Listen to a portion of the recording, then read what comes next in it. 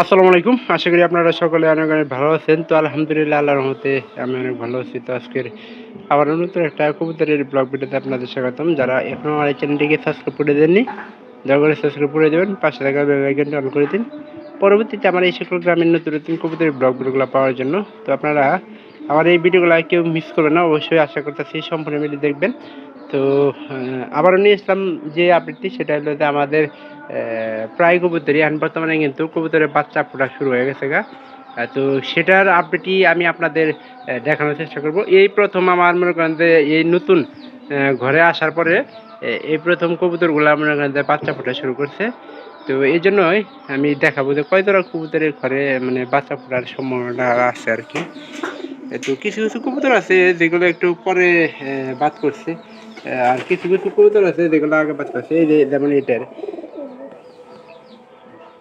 এটার মানে বাচ্চা ফুটায় মানে হয়ে গেছে গা, বাচ্চা ফুটে গেছে গা। তো একটু সরাসরি দেখানোর চেষ্টা করি যে আল্লাহর রহমতে কয়টা।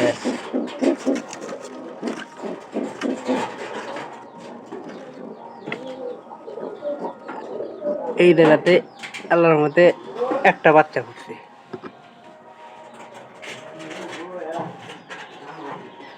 তো এখানে কিছু কিছু কবুতর আছে যেগুলো আগে পরে বাদ করছে। তো আমার এই কবুতরটা কিন্তু আগে বাদ করছে। এটার মধ্যে আল্লাহর রহমতে দেখেন বাচ্চা কিন্তু আছে নিচে, একটু খেয়াল করে দেখেন। তো কবুতরগুলা কিন্তু আসলে খড়ের অভাবে 2 থেকে 3 মাস মনে করেন যে থাকতে পারে না, যার কারণে কবুতরগুলা ঠিক মতে বাচ্চা ফোটানোর জন্য আসলে একটা সময় দরকার। যেমন এই যে এই ঘরে দেখেন, এই ঘরে দেখানোর চেষ্টা করি। এই ঘরেটা কিন্তু একটু কয়েকদিন আগে পিছিয়েছে। এগুলো কিন্তু পাইরি অনেকটা ভালো, কিন্তু এই যে কইতে হতে ভয় পাইছি। এটা আসলে কালকেও দেখলাম একটু ভয়ে ভয়ে থাকে। তো আমাদের কয়েক ধরনের কবুতর আছে যেগুলো মনে করেন যে এই যে এটা কিন্তু বাচ্চা ফুটে গেছে। এটার অবশ্যই দেখি না যে কটা বাচ্চা ফুটছে। তো অবশ্যই একটু দেখা দরকার। দুইটা বাচ্চা ফুটছে এটা। আপনারা এই যে সামনে একটা দেখতেছেন, পিছনে কিন্তু একটা আছে। তো এইভাবে মনে করেন যে বাচ্চা যদি আস্তে আস্তে সবগুলারই ফোটা শুরু করে দেয়, আল্লাহর মধ্যে কিন্তু খারাপ একটা জিনিস না, অনেক কিন্তু ভালো। আর কিছু কিছু কবুতর আছে যেগুলো খড় চিনাইতে একটু দেরি হয়েছে, তারপরে বাদ করতেও দেরি হয়েছে। আসলে নতুন নতুন খড় একটু দেরি হয়। এই যে যেমন এই যে উপরেরটা, এটা কিন্তু খড় তো খড় চিনে নাই ঠিক মতো। এই চিনার পর থেকে কিন্তু আবার এই পাশে আর একটা আছে যেটা বাদ করছিল, কিন্তু ঘষিগুলা কিন্তু ঠিক ছিল, শিপনের কারণে মনে করেন যে এরকম হয়েছে।